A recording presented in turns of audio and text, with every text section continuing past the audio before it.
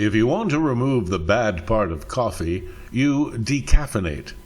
If you want to remove the offending aroma from a room, you deodorize. And if you want to give the award issued by the Academy of Motion Picture Arts and Sciences to a more deserving recipient, you must DeOscarize the current holder.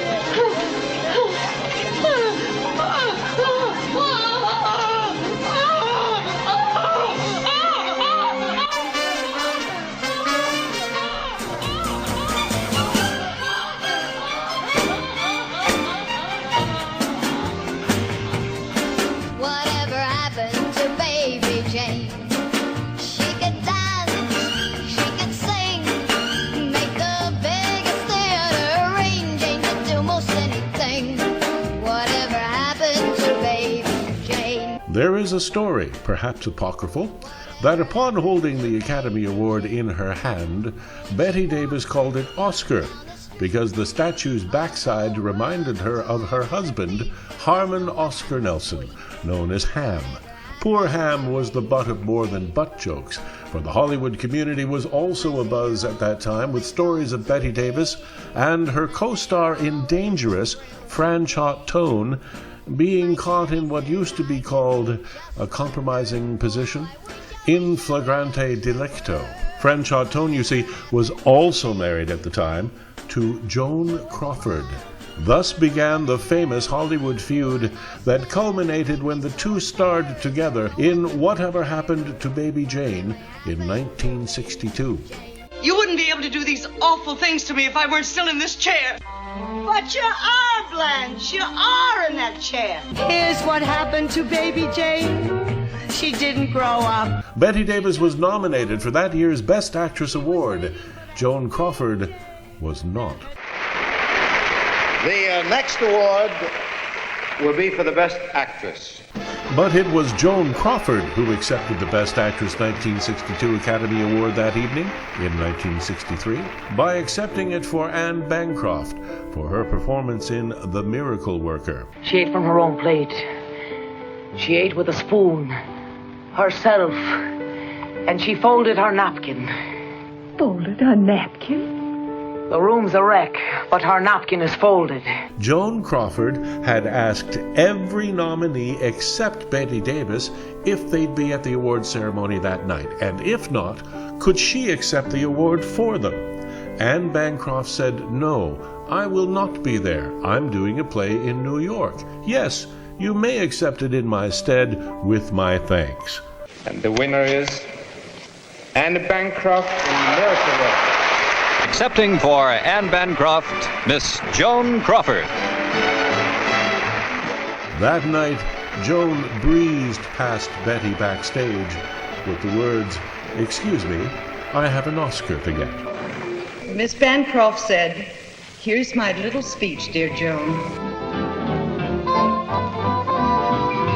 Bette Davis's award in 1935 also created another feud with fellow Best Actress 1935 nominee Miriam Hopkins. Miriam Hopkins resented the fact that the Academy made such exceptions to make sure Bette Davis would win that year. She also believed and openly accused Bette Davis of having an affair with her husband, Anatole Litvak, a well-known Hollywood hound who was directing Bette Davis in The Sisters. That feud lasted until Miriam Hopkins retired after 1970, and probably beyond, although not for very long. Go to bed, little father. We want to be alone. In all of this, the one person who did not complain in 1935 was the actress who got snubbed that year. I refer to Greta Garbo, who should have been nominated and I believe would have won Best Actress 1935 had she been nominated for her performance in Anna Karenina.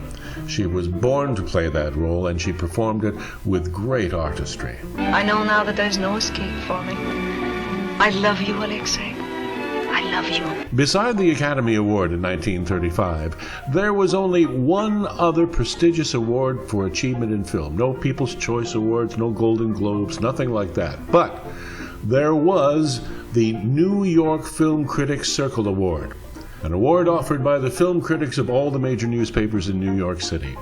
The first film actress to receive this prestigious award was none other than Greta Garbo for her performance in Anna Karenina. So I believe I'm making my case not just for a nomination, but for the award itself. So, come to DeOscarize.com and affirm or deny my intention to DeOscarize Bette Davis for what she herself described as her consolation prize as Best Actress 1935, and make the great Greta Garbo the new Best Actress 1935 for her classic film performance as Anna Karenina.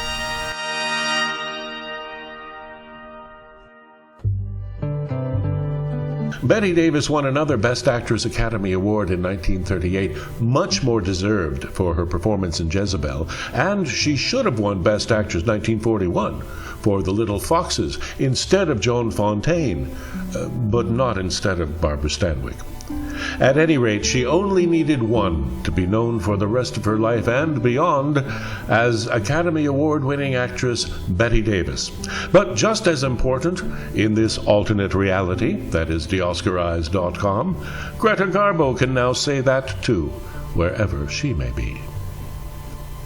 Speaking of our alternate reality at DeOscarize.com, which is where we are right now, we previously created a Best Supporting Actress category in 1935 with nominees and everything.